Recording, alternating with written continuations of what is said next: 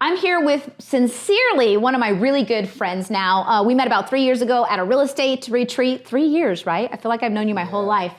His name is Rick Phan. He is an entrepreneur. He is a fixer, a flipper. He's got a real estate portfolio. He's got a podcast, all of these amazing things. The podcast is called The Fan of Life. And we're here to deep dive on how he's able to balance all these fix and flips, out of state, his life with his wife, and all these amazing things. You ready to go? I'm ready to go. Let's go. All right, Rick, tell us a little bit about yourself. Well, first and foremost, what an honor to be here. And it's always great to spend time with you. I think we're kindred spirits, so yes. Awesome. 3 years just goes by, and I hope it'll be 30. But about myself, I mean, shoot, I consider myself a local Las Vegan now. I've been here 20 years, originally from the Bay Area. Broke a few molds growing up, typical immigrant story. Came here from Vietnam with my family when I was 4 or 5, had the American dream, got lost along the way, found my way back, and like Felicia said, now, we're building, the American dream of being an entrepreneur, and owning real estate and flipping real estate and running businesses and what have you. Yeah. Yeah, that's the overview, quick snippet of it. We've had so many dinners together where we talk about a little bit of that past, that lifestyle. Sure. Do you think that still adds to your drive today on your success? Yeah, everyone's different, right? Drive is different. And I have no issue saying that my drive actually stems from a little bit of guilt. And let me dive into that a little bit more. You talk to any Asian family, parents risk their life. They come over here from a war-torn country. They want their kids to have higher education, become doctors, lawyers, all that stuff. This guy over here barely graduated high school, right? Definitely didn't qualify for any higher learning. Didn't go to college. Yeah. So I was kind of bumbling around for quite a few years, and to be honest with you, it was a little bit of a disappointment to my parents. So once I found what I feel now is what I'm supposed to do, I'm all in because, I want to make them proud. So yeah, that's my driving force. Hell yeah. I love that. And you I'm sure you have. What you have built and what I know of is absolutely incredible. So let's talk about that really quick. What does your, not even portfolio, because sometimes we're, let's just a little bit about your business side. Can you tell us some numbers? Absolutely. So for us, my wife and I, which we'll talk more, I'm sure. So my wife and I, we're partners in this. We own a few $1 million of real estate between Nevada and Pittsburgh, PA, in terms of portfolio that cash flows us. Mostly single family, a couple of duplexes. This year, we're going to get into apartment complexes, what have you, to kind of expedite the process. Kind of crawl before you walk before you jump kind of philosophy. Yes. And I think now we're ready to jump. But where this all started was the idea of, well, how do we build something above and beyond what of our regular W-2 job is, which, by the way, I still have. I still have a full-time job. Yeah. So for me, fixing and flipping was the answer. So I started fixing and flipping, finding distressed properties, rehabbing them, selling them for a profit, rinse, repeat, got really good at it. My wife jumped on board and really nailed down the process, and we're full steam ahead.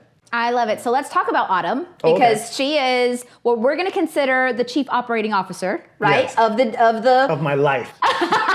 Of the partnership. Right. But I love her. And another reason why we work so well together and enjoy each other's company is, for me personally, I don't find many women like myself. I feel very lonely in that aspect, So when we sit down at a dinner and she's just as excited to talk about these deals that you guys are capturing and things like that, I love her for it. So anyways, how's that dynamic? Working with Autumn, how is it? How is she in the business side? All of it. Sure. Well, let me give you a brief description about Autumn. Okay. My wife is from the East Coast. She's Polish and Italian, Sicilian to be spicy. Yeah, Sicilian to be precise. So you nailed it on the head. She's spicy. You never have to worry about where you stand with her, because she will tell you. She will let it be known. But that passion also translates into business and drive. And she's probably one of the most driven people I know. I am, to be honest with you, lazy by nature. She keeps me on my toes, which is a great thing. Yes. When I said, I was doing this business and making mistakes and learning how to build it, phase one, when I brought her in, we streamlined everything. And a lot of that goes to Autumn. And how's it working with her? It's been great. Now, is it always, sunshines and rainbows? No, because life isn't sunshine and rainbows, right?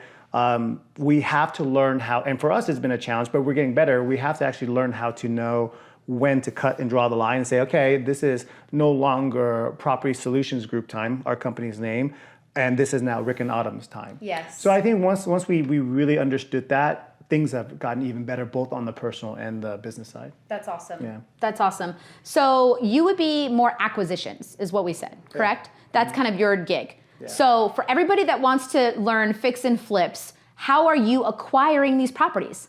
What are some of the ways that you're acquiring these properties? Well, relationship is number one thing in everything. And I'll clarify a little bit. I was heavily into acquisitions. Now Autumn is even that now.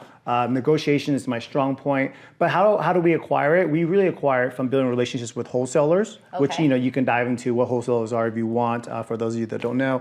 But also relationships with realtors as well too. Multiple pocket listings, that we get.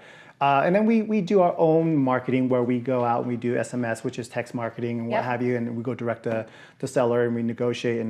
And that's where I shine is building a relationship with the seller if I ever get a chance to deal direct. So my negotiation skills is pretty solid. Her operation skill is bar none. She's an accountant by trade. Yeah. So I mean the girl, she has her A's double, I's double dots. I wouldn't mess with Autumn. Yeah, I wouldn't mess with Autumn. I don't mess with Autumn. Yeah, she knows her stuff. But so that's some of our roles, and we go back and forth between the two roles as well. So I'm interested. That's cool. I didn't know that you did so much with the wholesalers too. Yeah. So that's cool. So you got some wholesalers out of state that are bringing you deals. Yep. So a lot of times, another term for you got bird dogs that are going out there finding deals, door knocking, things like that. Wholesalers that are kind of packaging a deal. They're going to get like a little sliver of the cut, and then they're going to hand it to Rick, who's going to go, is this a deal that I can then flip and make an additional profit off of? So everybody's winning. Correct. That's the cool thing about this. Everybody's winning. And the beautiful thing about fixing and flipping for me is literally when your wife posts the pictures of your finished projects, you have enhanced the beauty of a neighborhood. Yep. That's the cool part. Everybody won. Yep. That seller had to sell. There was a lot of times there's some kind of distress, something, and you're actually helping them. Wouldn't you think that you're actually providing a huge value? It's funny you brought that up because we just, honestly, it's a new year. We just, had Christmas and what have you. And Autumn and I, we were just driving one day and we're just talking about business. And then all of a sudden it just dawned on me. We've done now, I don't know, knocking on 50 flips or what have you. Yeah. Right? So we're thinking, holy shoot, that's almost 50 new families celebrating Christmas this year that didn't have homes, right? In their homes, yeah. In their homes, in their beautiful homes. Right. Yeah. And neighborhoods are getting uplifted or facelifted, because of our product. So it's weird because when you first start, you don't think in those terms, but the more I do, the more I am excited about fixing and flipping too, because there's just so many levels of contribution that is. Yes. And by the way, it's not a bad way to make money. Right, absolutely. And I don't have anything against that. I think occasionally I'm a realtor. Sure. Realtors got that negative, car salesman connotation. And I'm like, man, I help people a lot of times to invest in themselves. And, when I change your mind from renting to buying, and now you're selling with me a couple years later and you're putting $150,000 in your savings account. Yeah, that's not a dirty car salesman. I'm trying to assist you with bettering your life, So anyways, I know that the real estate gig can have a lot of negative connotations, but there's 5 different beautiful things that we mentioned right there. Absolutely. That's awesome. What are some of your goals this year? Well, this year, like I said, we are heavily looking into apartment complexes. Okay. There's different ways in doing it, syndication, what have you. I think we made the decision of doing it by ourselves, meaning that we want to solely own them. I just like the idea of us controlling our destiny. You know what I mean? So heavily, our goal is to get into apartment complexes. We like to branch out into a different market as well. Our market right now is Nevada, Southern Nevada, and then Pittsburgh and the surrounding areas there. So we're looking to different markets. Plus, it'll give us a chance to kind of travel within the United States as well too, which we enjoy doing. Yeah. So those two main things. And he said a big word here. I've been trying to educate people as much as I can. Syndications. Essentially, a syndication is, hey, I have a deal, and I don't want to financially contribute 100% to this deal. Hey, Rick, do you want in on this deal? Oh, Rick wants in on this deal. Oh, Stu wants in on this deal. Oh, Nikki wants in on this deal. Okay, we can combine forces financially to buy a deal. So syndication really is kind of like borrowing money from friends with a return. Everybody's going to get a return. And the way that you structure the deal, you can structure it 10 million different ways on how you're paid out, et cetera, et cetera. So it's kind of a big overall of what a syndication is. So essentially Rick's saying, I don't think we're going to look at partnering any kind of syndication money, they want to own it themselves. So super cool. Exact reverse thing. Just last year, we did partner on quite a few deals. We bought 5 fourplexes in Huntsville, Alabama. Oh, awesome. And we partnered, a lot of them were just 50-50. What did that do? That allowed me to buy more, you know? So like by partnering, I was able to buy more. I bought 2 myself, because we put 2 in our pockets, right? Okay, those are just ours.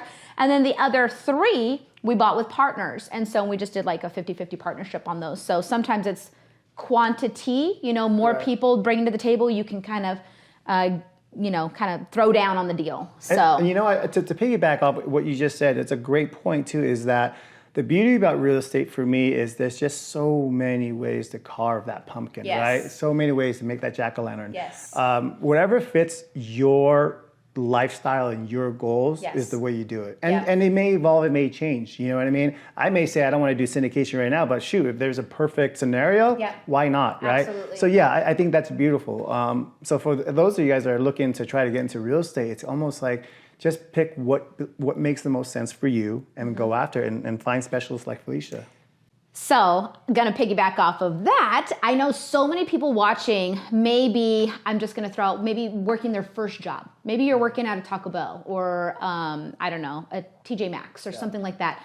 And so you're not making a ton of money yet, but you have this idea, this inspiration to get into real estate. Rick, do you need a lot of money to get into real estate investing? I did not start using my own money until I start making my own money through real estate.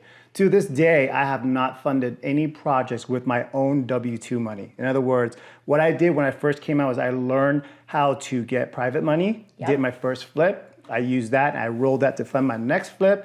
I did do one wholesale early on, made $25K, so that helped fund another rehab. I learned things like how to use my personal HELOC. I learned things how to use OPM, other people's money, and things of that nature. So till this day, up until probably the last 3 or 4 flips recently, that I've put in partial of my own money. But again, that money stemmed from me building capital from flipping originally. Right. Yeah. So the answer is no. Sorry about that. Yes. No. I'm long-winded. The answer is no, is that you don't need money. And so that's the cool part. Like if you don't have money, but you have drive and you're willing to go knock on people's doors every Saturday and Sunday, 100 doors, you're going to end up finding a deal. Now, whether you hand that over to a wholesaler and make a quick buck, whether you take it to Rick and want a little bit more piece of the pie, maybe to be a part of the flip, what have you, but you do not need money to get into real estate investing. Correct. You really just need drive. That's it. I mean, really, that's it. Correct. And there's so much information out there on YouTube and things like that. It's just unbelievable. Just to kind of give one more example too, you can structure deals in so many different ways. And I wanted to give this example because I just pushed it in front of a cash investor of mine. So a cash investor wants to buy a property. All I want is the tax write-off. So I want to be able to do the cost seg. So I know the property. I want him to buy it with cash. He gets to cash flow on it for 5 years. I don't want any of the cash flowing money on it. All I want is the cost segregation study up front. That's it. And he's like, what? I'm like, yeah. And I'll put the property manager in place. I'll do all this stuff. So that's my benefit. So again, 20 million different ways to carve the pumpkin, as so you said, right? In that case, I'm not even asking to take his profits. I just want the tax write-off in the beginning. You know, like I love crazy. It. I love it. I love it because there are very few business and very few structures allow you to have everyone win. Yes. And I tell you what, I've been in, for 20 plus years in business in terms of, a corporate structure.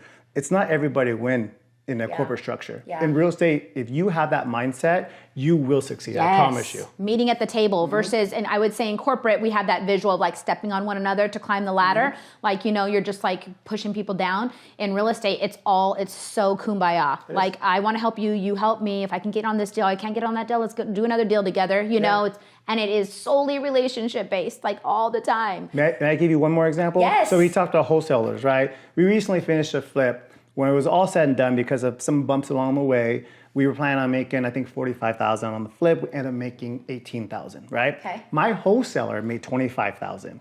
Am I upset that my wholesaler made $25,000? I put in all the work and I made 18? No, because the very first thing I did when that house was listed and I was done flipping, I called him. I said, "When's the next deal? What else do you have?" Absolutely. It's not about that one. It's not about that one. So I always tell people like that, and that's even in real estate. You know, we help people buy and sell real estate, and it's not about that commission, that deal. Yeah. Ever.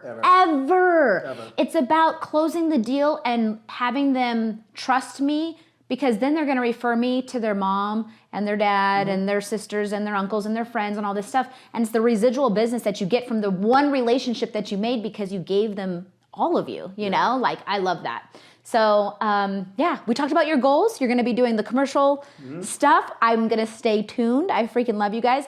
Quickly, this man is a world traveler, like an absolute world traveler. I mean, he's like you are the Instagram to my soul. When you guys go somewhere, I'm like, oh my God, what's the next place? Where are you guys going next? We are going back and forth between either Denmark, Amsterdam, or Turkey. So for some reason, not for some reason, I've always been kind of a history buff. But if you guys want to watch a cool history show on Netflix, it's called Rise of the Empire. So it was talking about how Turkey and Istanbul was founded.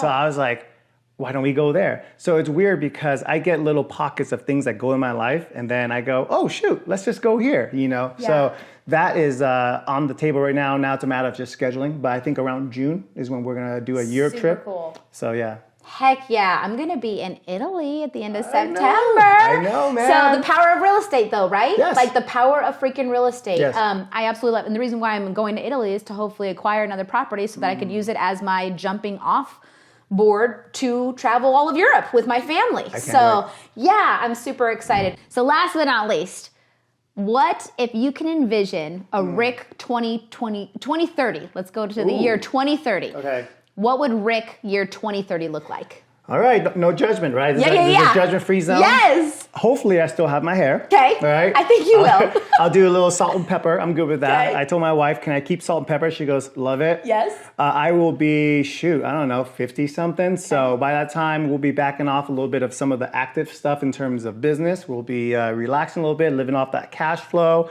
I told the wifey that if we're going to live near a beach, Papa needs to get his abs, so I got to get myself in good shape. So I imagine 2030, I'm going to come and tap your head and pull your shirt out. I need salt and pepper hair, some washboard abs.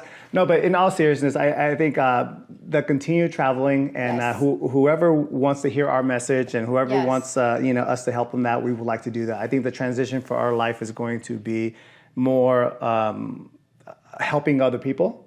We're living our dream as we speak. Amen. Yeah, and as our dream evolves, we'll continue to grow. But man, 2030, I think more of the same, but more as far as being impactful. So that's my hope. I love it, and I'm going to throw one in there. Yeah. Before the year 2030, you, Autumn, Nick, and myself, we're going to enjoy a meal in Italy. Oh, and please. use our home base that I'm going to capture in the next 1 to 3 years. Oh, yeah, you did. So we will be enjoying Italy together. Yeah, you're part of my vision board. Don't you worry. You're part of my vision board. Have a friend that has a house in Italy. Got it. Done. All right, Rick, I love it. Yep. I'm gonna check in on you. You got it. Well, thank you so much, Rick. Make sure that you look in that camera and tell everybody how we can get a hold of you. Okay. To learn more and follow you all the way around the world. Well, again, my last name is Rick Phan, Phan. So to play on my last name, you can find my podcast on YouTube, Spotify, all that good stuff. It's The Fan, Phan of Life podcast. But follow me on IG, Instagram, and various social medias. It's all under the same moniker. So thanks for tuning in, guys. Thank you. High five. Boom. Always awesome.